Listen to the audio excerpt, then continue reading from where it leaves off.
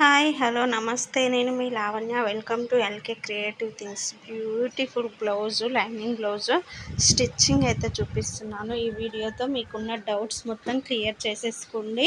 ముందుగా అయితే back part తీసుకొని ఇలా లైనింగ్ ఒరిజినల్ క్లాత్ ఒకదాని మీద ఒకటి వేసుకొని ఇలా మొత్తం సరి చేసుకొని మీ దగ్గర పిన్స్ ఉంటే పిన్స్ సెట్ చేసుకున్న తర్వాత చుట్టూ ఒక స్టిచ్ అయితే వేసేసుకోవాలండి. వీడియోలో చూపిస్తున్నట్టుగా నీట్గా క్లాత్నంతా ఇలా ముడతలు లేకుండా చేసుకోవాలి అన్నమాట.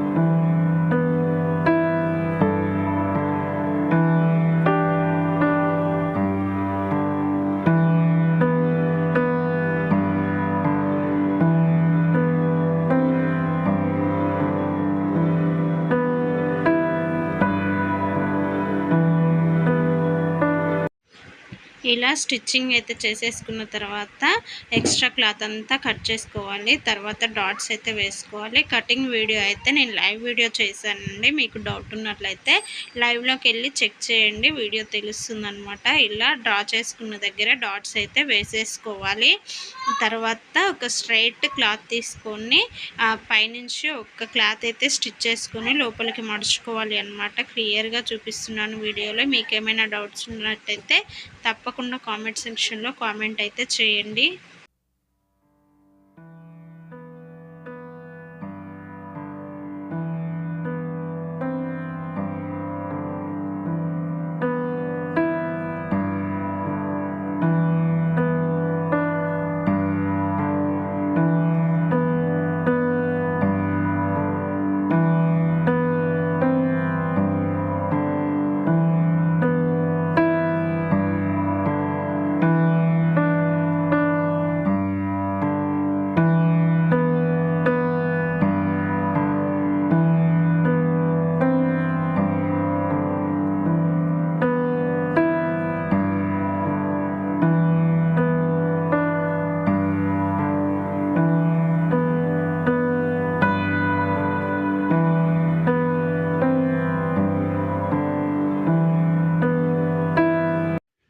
బ్యాక్ పార్ట్ అయిపోయిన తర్వాత ఫ్రంట్ పార్ట్ చూసుకోండి ఒకసారి. లైనింగ్ క్లాతులు రెండు తీసుకొని నెక్కులు రెండు, ఫ్రంట్ పార్ట్ నెక్కులు రెండు ఒకే వైపుకి రావాలన్నమాట. ఇట్లా ఆపోజిట్ అనమాట. ఇట్లా వేసుకున్న తర్వాత ఒరిజినల్ క్లాత్ మీరు సెట్ చేసుకొని మళ్ళీ దీని చుట్టూ కూడా ఒక స్టిచ్ అయితే వేసేసుకోవాలి. చుట్టూ ఒక పావించి ఉండేలాగా కట్ చేసుకున్నాం కదా. లైనింగ్ అంతా సెట్ చేసుకొని ఎటు జారిపోకుండా నీట్గా అనుకున్న తర్వాత చుట్టూ ఒక స్టిచ్ అయితే వేసేసుకోవాలి.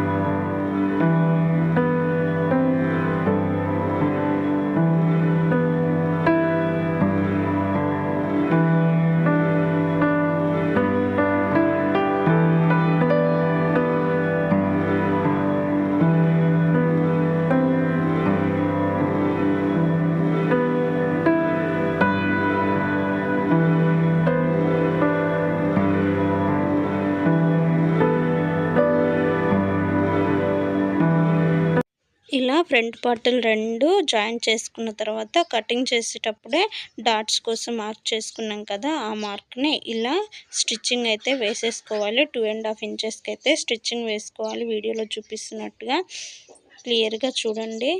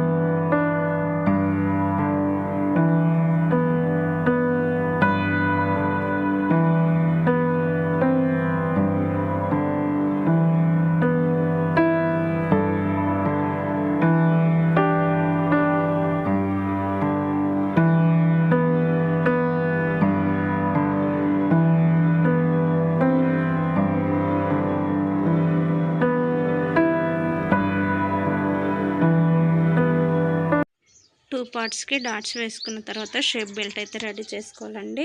ముందుగా ఒరిజినల్ క్లాత్ని చూసుకోవాలి, ఎటు ఒరిజినల్ ఎటు ఆపోజిట్ అనమాట. ఇలా చూసుకున్న తర్వాత కొనలు ఉన్నాయి కదండి, ఆ కొనలు రెండు ఆపోజిట్ సైడ్లో పెట్టుకోవాలి.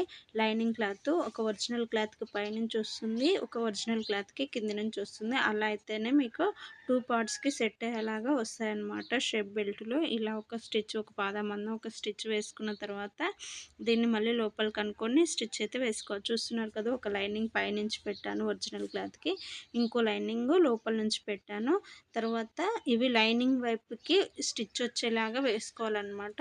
ఇటువైపు తిప్పుకున్న తర్వాత ఇలా స్టిచ్ వస్తుంది అనమాట. చూడండి, రెండు కొనలు అయితే డిఫరెంట్గా ఉన్నాయి. ఇప్పుడు లైనింగ్ మీదకి ఒక స్టిచ్ అయితే వేసేసుకోవాలి. వేసుకొని ఎక్స్ట్రా క్లాత్ని కట్ చేసుకున్న తర్వాత షేప్ బెల్ట్ ఎలా స్టిచ్ చేయాలో చూద్దాం.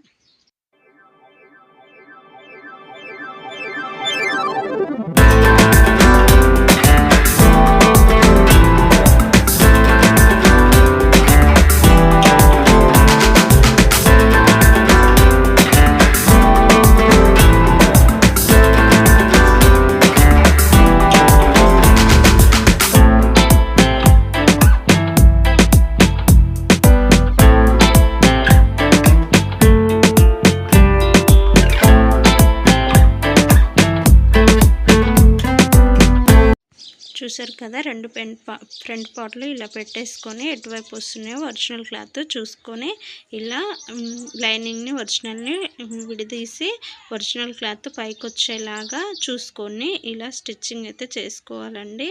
మిడిల్ డాట్ని ఇలా లోపలికి ఫోల్డ్ చేసుకొని స్టిచ్చింగ్ అయితే వేసేసుకోవాలి. ఇలా స్టిచ్ చేసిన తర్వాత పైన భుజం దగ్గర నుంచి ఇలా లోపలికి ఫోల్డ్ చేసుకొని మనం స్టిచ్ చేసిన క్లాత్ మీదకి లైనింగ్ క్లాత్ని ఇలా పెట్టేసుకొని స్టిచ్చింగ్ చేసుకోవాలి. ఇది లోడింగ్ పద్ధతిలో షేప్ బెల్ట్ వేస్తున్నానండి. ఈజీగా ఉంటుంది, చాలా నీట్ ఫినిషింగ్ అయితే ఉంటుంది.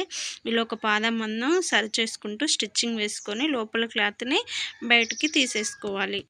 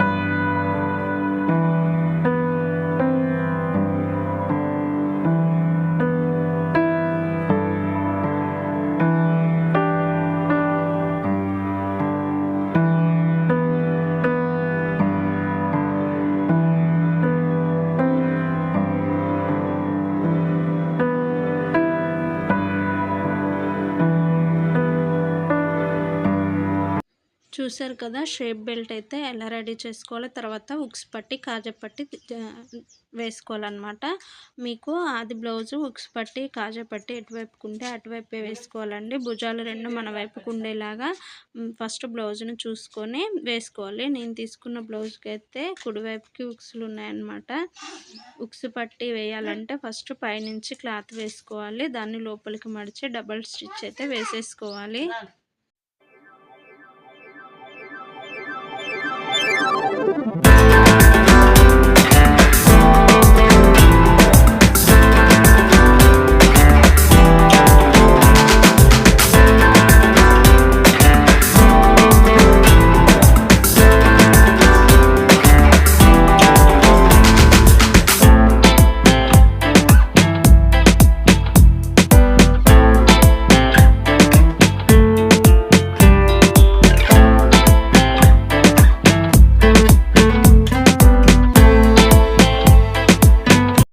ఉక్స్ పట్టి అయిపోయింది కదా. తర్వాత కాజా పట్టి వేసుకోవాలండి.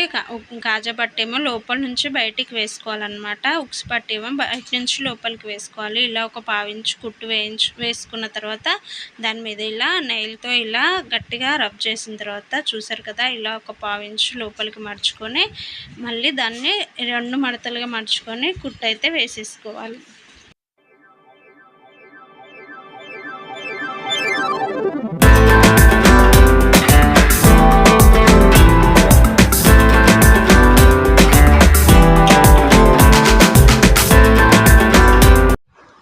ఉక్స్ పట్టి కాజా పట్టి వేసిన తర్వాత రెండు సమానంగా ఉన్నాయో లేవో చూసుకోవాలండి. తర్వాత మళ్ళీ నెక్ కట్ చేయడానికి ఉండదన్నమాట.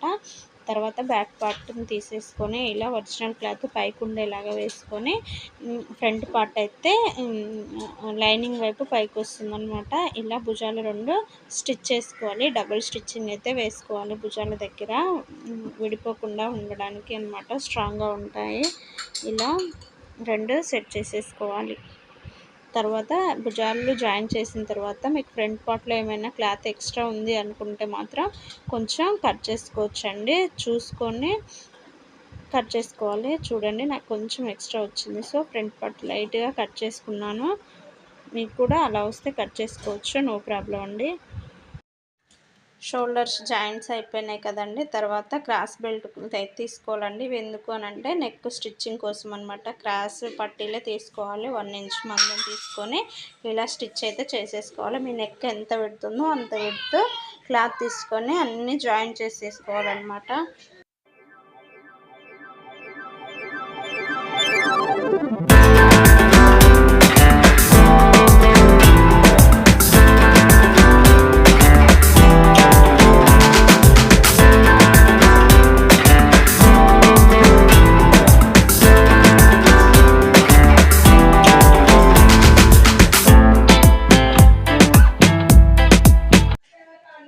చూసారు కదండి, నాకు కావాల్సినంత పొడవు అయితే తీసేసుకున్నాను. తర్వాత ఒకవైపు లోపలికి మర్చి స్టిచ్ అయితే వేసేసుకుంటున్నాను.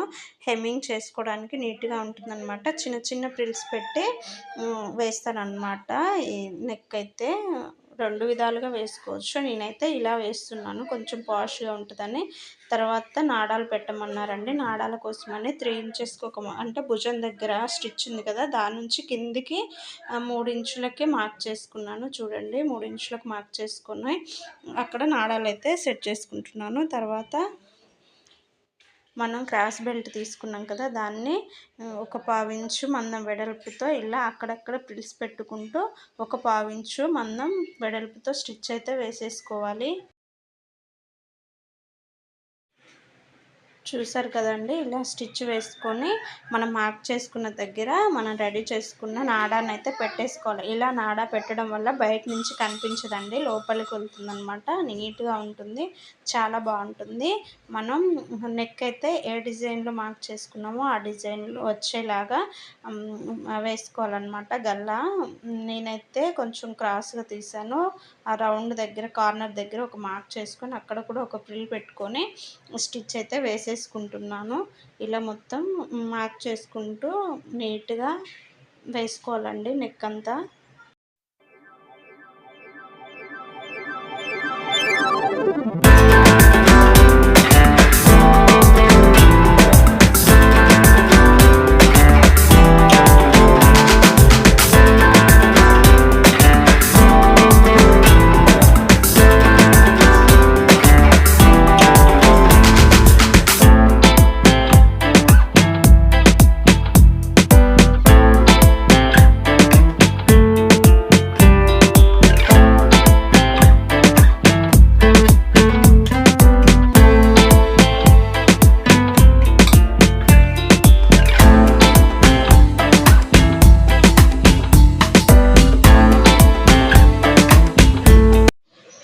నెక్ అంతా స్టిచ్ చేసుకున్న తర్వాత అక్కడక్కడ ఇలా కట్ చేసుకోవాలండి. అంటే లోపలికి మడుచుకున్నప్పుడు ఆ రౌండ్ అనేది మంచిగా వస్తుందన్నమాట. నెక్ అంతా చుట్టూ ఇలా చిన్న చిన్న టక్స్ పెట్టేసుకోవాలన్నమాట. ఇప్పుడు పైనుంచి ఒక స్టిచ్ అయితే వేసేసుకోవాలి. ఈ మనం కుట్టుకున్నాం కదా, దాని గల్లా పీస్ మీద ఇలా పైనుంచి ఎడ్జ్లో ఒక స్టిచ్ అయితే వేసేసుకోవాలి చుట్టూ. దాన్ని పెద్ద కుట్టు పెట్టుకొని మళ్ళీ లోపలికి మడుచుకోవాలన్నమాట హెమ్మింగ్ కోసం.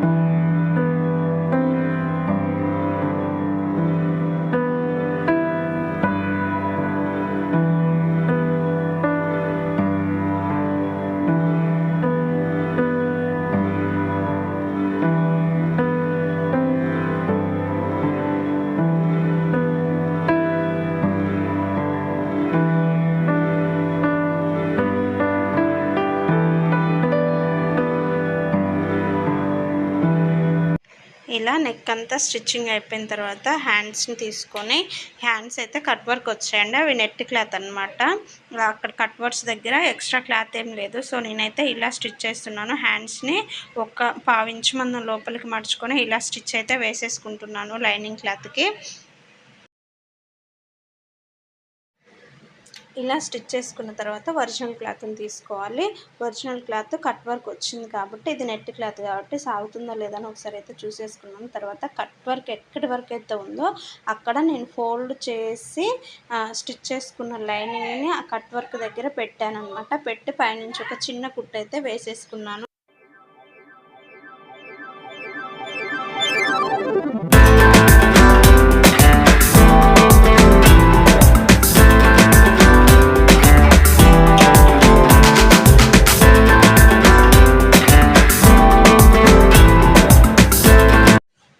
అలాగే 2 హ్యాండ్స్ రెడీ చేసుకున్నాను. ఎక్స్ట్రా పీస్లు వచ్చాయండి నాకైతే చంక భాగంలో. సో నేను ముందుగానే హ్యాండ్స్ని ఎక్స్ట్రా పీస్ అయితే జాయిన్ చేసేసుకున్నాను. తర్వాత హ్యాండ్స్ మెజర్మెంట్ చేసుకుని కట్ చేసుకున్నాను అనమాట. చూడండి, హ్యాండ్స్ మీకు ఆది ఎంత ఉన్నాయో అంత, నాకు ఆది బ్లౌజ్కి 4.5 ఉన్నాయి. అంతవరకు మార్క్ చేసేసుకొని హ్యాండ్స్ని అయితే కరెక్ట్ మెజర్మెంట్స్తో కట్ చేసుకున్నాను.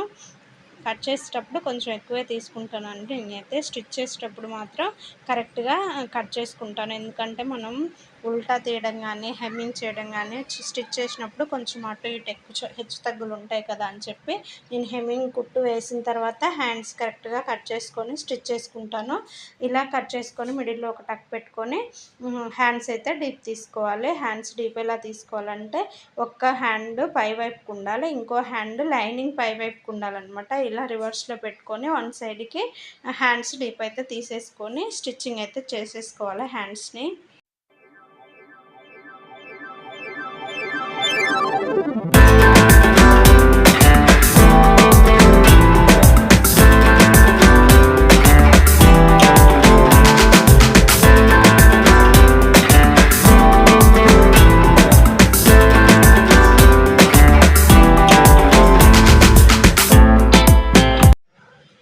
చూడండి, హ్యాండ్స్ మనం డీప్ ఎటువైపు తీసుకున్నామో అటువైపు ఫ్రంట్ పార్ట్ వచ్చేలాగా సెట్ చేసేసుకోవాలన్నమాట. డీప్ తీసుకున్న భాగం ఉంది, మధ్యలో కట్ పెట్టుకున్న దగ్గర భుజం ఎక్కడుందో భుజం కుట్టు, అక్కడ భుజం కుట్టు దగ్గర మిడిల్ టక్ పెట్టుకొని డీప్ తీసుకున్నది ఫ్రంట్ వైపుకి వచ్చేలాగా స్టిచ్ అయితే వేసుకోవాలి. భుజం దగ్గర నుంచి ఫస్ట్ ఒక స్టిచ్ అయితే వేసుకుంటున్నాను ఫ్రంట్ వైపుకి. ఇప్పుడు ఇలా కుట్టేటప్పుడు ఏమవుతుందంటే ఫ్రంట్ పార్ట్ కుట్టేటప్పుడు హ్యాండ్స్ లైనింగ్ పై వైపుకి వస్తుందండి. తర్వాత ఇటువైపు మళ్ళీ మిడిల్లోంచి ఫోల్డ్ చేసుకున్నప్పుడు బ్యాక్ పార్ట్ మన వైపుకి వస్తుందనమాట. ఇలా స్టిచ్ చేసుకుంటే హ్యాండ్స్ హెచ్చు తగ్గులు లేకుండా భుజం దగ్గర కరెక్ట్గా ఇలా భుజం మీద ఇలా స్టిఫ్గా ఉండేలాగా వస్తుందనమాట. హ్యాండ్స్ చాలా పర్ఫెక్ట్గా వస్తున్నాయి. అలాగే 2 హ్యాండ్స్ని స్టిచ్ చేసేసుకోవాలి. ఒకవైపు హ్యాండ్స్ స్టిచ్ చేసినప్పుడు ఫ్రంట్ పార్ట్ అటువైపు వచ్చింది, ఇంకోవైపు స్టిచ్ చేస్తున్నప్పుడు ఫ్రంట్ పార్ట్ మన వైపుకి వచ్చింది. చూసుకొని సరి చేసుకొని స్టిచ్ అయితే వేసేసుకొని హ్యాండ్స్కి డబల్ స్టిచ్ అయితే వేసేసుకోండి.